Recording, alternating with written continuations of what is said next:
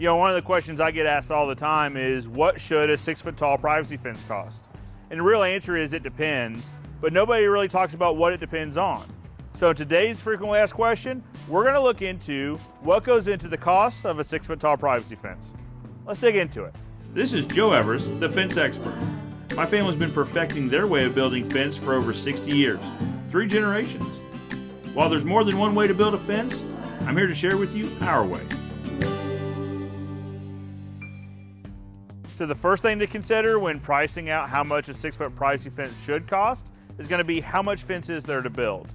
You know, there's always a trip charge. There's always a cost to get to and from the job site. So are you dividing that trip charge over 50 feet or 500 feet? Also, material suppliers typically give bulk discounts when buying over a certain amount of fencing material.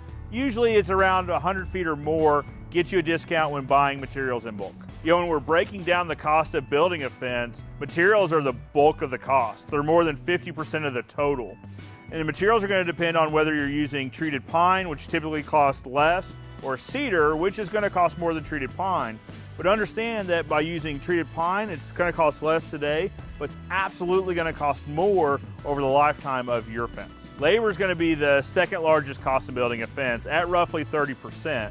It's going to vary pretty widely depending on what part of the country you live in, and also whether you or the contractor is using skilled labor or day laborers or some combination of the two.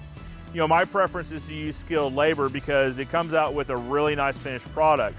The guys build very professional looking fence, but it's not the cheapest option. The final component to consider is going to be what accessories are used to build the fence. Now, this fence was built with a pre-stained fence picket, so it looks great going up and it's going to look great for years to come. They can also be built with custom cut picket tops or custom designed post tops to make your fence look one of a kind. You know, one component that can really affect the cost of a privacy fence is going to be gates and the construction of the gates. Are the gates steel frame? Are they hung on steel posts?